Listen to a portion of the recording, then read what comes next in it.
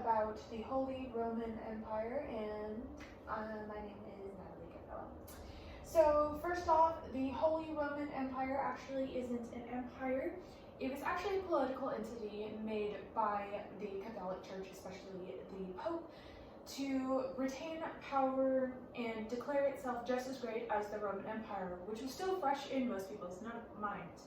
The Roman Empire actually ended up splitting into the West Roman Empire and the Byzantine/Eastern Roman Empire, and there's actually people who still consider themselves Romans. So because of that, the Roman Empire name was very significant, and so the Catholic Church decided to continue using the Roman Empire name, even though it technically is not an empire. And the rulers were known as primus inter partes, which means first among equals, meaning that they have no extra power over other monarchs in Europe. They just kind of get first dibs, in a sense. So, it doesn't mean that they are above anyone else. It just means that they are declared first only by power of the Pope, if that makes any sense. How it all started, it is believed to have started when Charlemagne was coronated by Pope Leo III.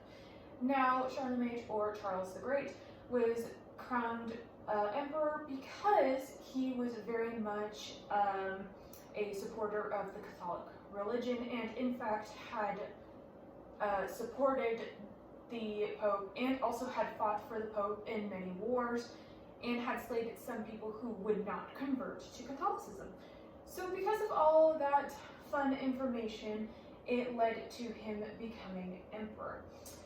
And he was crowned by Pope Leo III on Christmas Day. Now, the line of succession for the emperors is actually kind of weird. I was originally going to show you the line of succession for the first 13 emperors, but I realized my time was very short when it came to that. So to do it instead, I will just explain that it was originally through Charles the Great's line for the first 7 emperors, and then it got transferred over to another man who was Italian. It went back to Charles II's line, and then it went to another Italian, and then it would eventually go on to Otto the Great, and Otto the Great for some is regarded as the beginning of the true Holy Roman Emperors, while others will say that was Charlemagne or Charles the Great.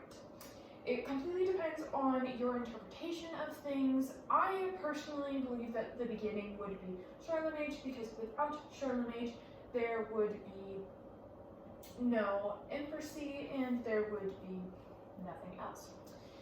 So, please. Okay. Sorry, my phone was making something weird. Anyways. So, some fun facts about the Holy Roman Empire is the name Holy Roman Empire actually was not the official title of the Holy Roman Empire until the 1300s. The reason that it was declared then was because the emperor at the time actually really liked it and liked it affiliating itself with the Catholic religion, and because of that, he decided to officially declare the Holy Roman Empire as the Holy Roman Empire. Before that, it was just the restored Roman Empire. Emperors' legitimacy for the Holy Roman Emperors rested completely on transleto impere, which means transfer of control. This relates to the Roman Empire because the Roman Empire was seen as this very great, powerful force. And so the transfer of control went from the Roman Empire, the Roman emperors, and transferred over to the Holy Roman Emperors. So that is where their legitimacy comes from, and why no one really fought to abolish it, but instead fought for the title, even though it was kind of just a fancy title. Also, there was no set barriers for most of the time that the Holy Roman Empire existed. Now, the reason that there was no set borders because it wasn't an official empire. So what ended up happening is it kind of was the area where Catholicism was the most prevalent. And it did span the original Roman Empire, but it did spread a little bit further up for that. It was more a center of influence rather than an actual empire. So this led to it having really no set boundaries and led to it kind of just being a fancy title, like I had mentioned earlier, instead of a full-blown transfer of power. But still, people did fight over kind of the fancier title because it gave them prestige, as I will talk about in the next slide. Someone did and was trying to get the little bit of power that came with the title of Holy Roman Empire, and that actually relates to, bear that 1 second. It actually relates to the fall of the Holy Roman Empire. So to back up a little bit, we need to talk about what events led to the fall of the Holy Roman Empire. And it all starts with the French Revolutionary War. I know it seems a little confusing. Why would we mention the French Revolutionary War? Well, because of the French Revolutionary War, Napoleon ended up coming to power after, the Reign of Terror and all of the chaos that had happened during the French Revolutionary War.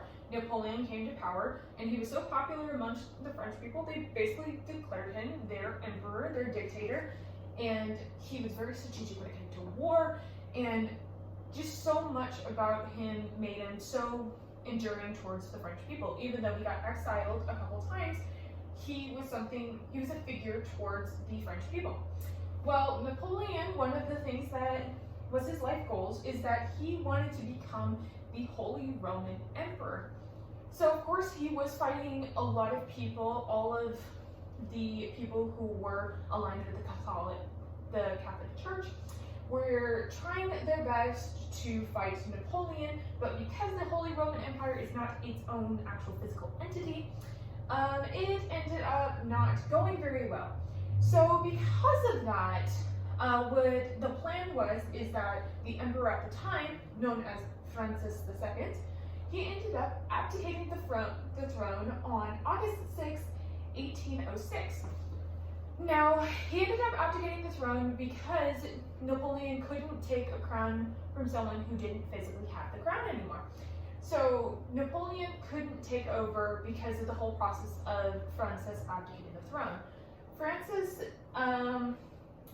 in abdicating the throne, he also ended up ending the Holy Roman Empire because no one really wanted to take the title after him because he set off to do his own empire. He became the Emperor of Austria while Napoleon was the Emperor of France.